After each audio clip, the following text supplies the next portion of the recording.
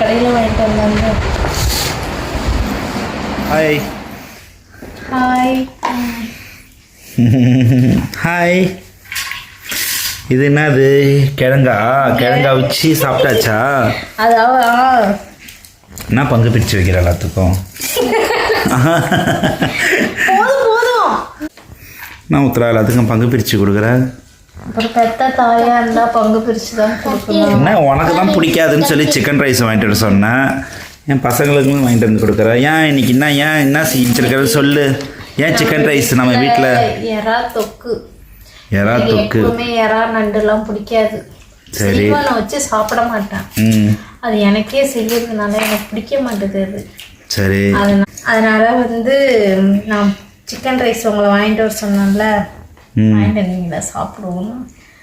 அப்புறம் அவனும் கேட்குறானுல்ல பசங்க, நானே இவ்வளோ சாப்பிட போகிறேன். எப்படி இருக்கு சிக்கன் ரைஸ்? சூப்பராக இருக்கா? சிக்கன் ரைஸ் 110 ரூபாயா? 100 ரூபாய் தானே. அந்த உப்பு கொஞ்சம் கம்மியாக இருக்குது. சிக்கன் ரைஸ் உப்பு கம்மியாக இருக்கா? சரியா, உனக்கு யாரா பிடிக்காதா? இன்றைக்கி நம்ம வீட்டில் யாராவது சூப்பராக இருந்தது, நான் சாப்பிட்டேனே. நீங்கள் சாப்பிட்டீங்க, எனக்கு யாராலாம் பிடிக்காது. நீ சாப்பிட்டியாப்பா? உனக்கும் பிடிக்காதா? நீ சாப்பிட்டியா? ரஷன் ரஷன் தான் என்ன மாதிரி எல்லாத்தையும் சாப்பிட்ருவான். நீங்கள்லாம் பிடிச்சாதான் சாப்பிடுவீங்க, எல்லாம் சாப்பிட மாட்டீங்க. சரி, ஓகே. நீ என்ன இன்னைக்கு சொல்லு. எப்போதுமே நண்டுலாம் சாப்பிடவே மாட்டேன். அதெல்லாம் உடம்புக்கு எவ்வளோ நல்லது தெரியுமா? ஏன் சாப்பிட மாட்டேன்? அப்படி இருந்தே எங்கள் வீட்டில் வளர்த்துட்டாங்க. இப்படி இருந்து வளர்த்துட்டாங்களா? அதெல்லாம் செய்யவே தெரியாது. எல்லாம் இங்கே தான் செய்ய கற்றுக்கிட்டேன். எறா நண்டுலாம் எனக்கு ஆயவே தெரியாது. இங்கே தான் ஆய கற்றுக்கிட்டு செஞ்சதெல்லாம் நான். எனக்கு அதெல்லாம் பிடிக்கும். செய்கிறேன், சாப்பிடவே மாட்டேன். யாராவது செஞ்சு கொடுத்தாலும் நான் சாப்பிட மாட்டேன். சரி, ஓகே. அதனால எனக்கு பிடிக்காது. நீங்கள் சாப்பிட்டீங்களா? நல்லா இருந்ததா? சூப்பராக இருந்தது. எறா இன்னைக்கு செமையாக இருந்ததுங்க. 1 கிலோ எவ்வளோ தெரியுமா? எறா 400 ரூபாயும் 1 கிலோ. நல்லா பெருசாக இருந்துச்சு. நல்லா புது எறாலாம் நல்லா க்ளீன் பண்ணவே ஆசையாக இருந்துச்சு. ஒரு நேரம் நீங்கள் வாங்கி கொடுக்கறதெல்லாம் பார்த்தீங்கன்னா, நான் ஒன்று எடுத்தேன்னா அது ஒரு பக்கம் போய் வேற ஒன்று பிதுங்கும். இது எறா நீங்கள் நல்லா இருந்துச்சு. சரி, ஓகே. அப்புறம் சாப்பிட்டு என்ன வேலை? பூ கிடக்குதுங்க. பூ எவ்வளோ வந்தது? பூ 1 கிலோ தான். கட்டிட்டேன்னு கொஞ்சம் தான் இருக்கு. பசங்க டியூஷன் கிளம்பிடுவானா.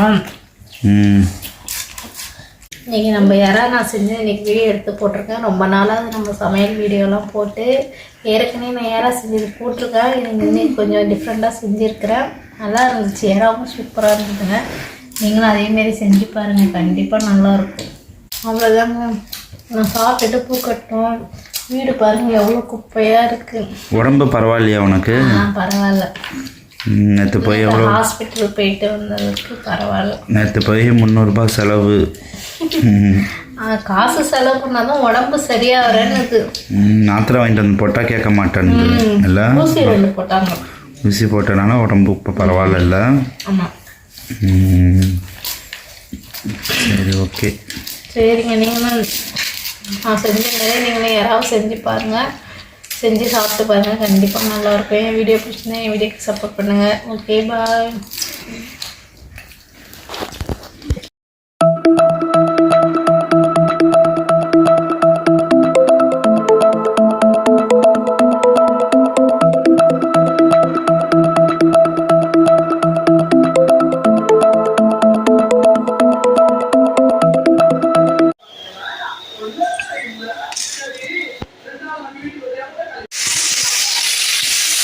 கொஞ்சோண்டு உப்பு போட்டுக்கலாம். அது கூடயே கொஞ்சோண்டு கருவேப்பிலை போட்டுக்கலாம். நல்லா வதங்கிக்கும். பாருங்க, வெங்காயம் நல்லா இந்த அளவுக்கு வதங்கிடுச்சு. கண்ணாடி பக்குவத்துக்கு வந்துடுச்சு. போதும். இது கூட நம்ம தட்டி வச்ச பூண்டை சேர்த்துக்கலாம்.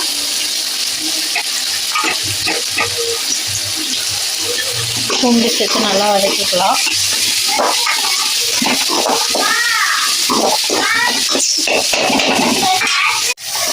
சரிங்க, நல்லா பூண்டு போட்டு நல்லா வதங்கி வச்சு இப்போ இது கூட நம்ம வெட்டி வச்ச ஒரு 3 பெரிய தக்காளி அதை சேர்த்துட்டோம். இப்போ தக்காளி நல்லா குழைய வதங்கட்டும்.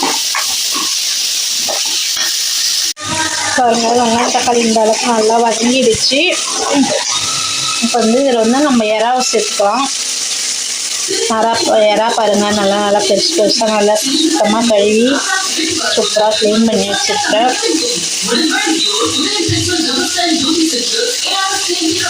பாருங்க நல்லா வந்து கிண்டி விட்டாச்சு. இப்போ நம்ம தண்ணியை ஊற்றலாம், அதுவே நல்லா தண்ணி வருது. இப்போ அதில் ஒரு 1/4 டீஸ்பூன் மஞ்சள்தூள் சேர்த்துப்போம். நல்லா 1 டீஸ்பூன் காஷ்மீர் சில்லி பவுடர் சேர்த்துப்போம்.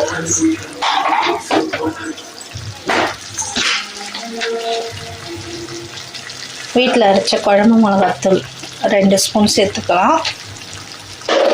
ஒரு 1/4 டீஸ்பூன் சிக்கன் தூள் சேர்த்துப்போம். இதெல்லாம் சேர்த்து செஞ்சால் செம்மையாக இருக்குங்க. ஒரு 1/4 டீஸ்பூன் கறி மசாலா சேர்த்துப்போம். நான் இப்படி தான் செய்வேன். சூப்பராக நல்லா வாசனையாக செம்மையாக இருக்கும். இப்போ இதை நல்லா கிண்டி விட்டுக்கலாம். பாருங்க நல்லா தொக்கு நிறைய வந்துச்சுன்னா இன்னும் தண்ணியே ஊற்றல. நல்லா எவ்வளோ பெருசு இருக்கு பாருங்கள். இப்போ வந்து நல்லா இதை நம்ம சிம்மில் வச்சு ஒரு 2 நிமிஷம் நல்லா வந்து வெந்து வரட்டும். தண்ணி எதுவும் ஊற்றலை பாருங்கள். நான் தண்ணியே ஊற்றாமல் நல்லா எவ்வளோ தண்ணி வருது, நல்லா செமையாக இருக்குது. இப்போ வந்து இதில் வந்து நம்ம கொஞ்சமாக தண்ணி எதுவும் ஊற்ற தான் போகிறோம். ஏன்னா மிளகாத்தூள்லாம் போட்டுருக்கோம், மிளகாத்தூள் வாடை அடிக்கும். கொஞ்சமாக, நிறைய தேவையில்லை. ஒரு 2 நிமிஷம் நல்லா சிம்மிலே வச்சு நல்லா மூடி போட்டு கொஞ்சம் நேரம் நல்லா வேக வைப்போம்.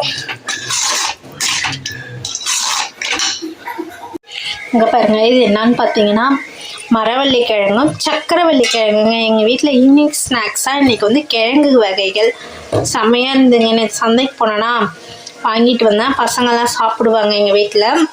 இதெல்லாம் ஒரு சீசன் தாங்க கிடைக்கும். அந்த சீசன்லேயே வாங்கி நல்லா வாய்க்கு ருசியாக சாப்பிட வேண்டியதான். அதனால் இப்போ வந்து நம்ம கிழங்கு தான் அவிக்க போகிறோம். மரவள்ளி கிழங்கு சக்கரவள்ளி கிழங்கு நல்லா தோல் கொஞ்சம் சொத்தலாக தாங்க இருந்து. இப்போ தான் ஆரம்பிக்குது சீசனு. எல்லாமே அப்படி தான் இருந்தது. ஆனால் மரவள்ளி கிழங்கு செம்மையாக இருந்ததுங்க. ரோஸ் கலரில் அப்படியே தோல் உரிச்சிட்டு நல்லா தண்ணி ஊற்றி நம்ம உப்பு போட்டு இப்போ வேக வைக்க போகிறோம். நல்லா ஒரு 2 ஆவி காட்டினா போதுங்க, டப்புன்னு இது வெந்துடும். இப்போ வந்து இது நல்லா வேக வச்சுக்கலாம். உப்பு போட்டு கொஞ்சோண்டு உப்பு போட்டு வேக வச்சுப்போம். பாருங்கள் நல்லா எவ்வளோ சூப்பராக நல்லா எண்ணெய் திரும்பி வந்துடுச்சு. போதும், இந்த பக்கம் போதும். கிரேவி ஆகிட்டு நல்லா சாதத்தில் போட்டு சுட சாதத்துக்கு போட்டு பிசைஞ்சு சாப்பிட்லாம். இல்லைனா ரசத்துக்கு கூட தொட்டுக்கலாம், செம்மையாக இருக்குங்க. கொஞ்சோண்டு கருவேப்பிலை கொத்தமல்லி தூவி அடுப்பு ஆஃப் பண்ணிடலாம். சூப்பரான இறா தொக்கு ரெடி.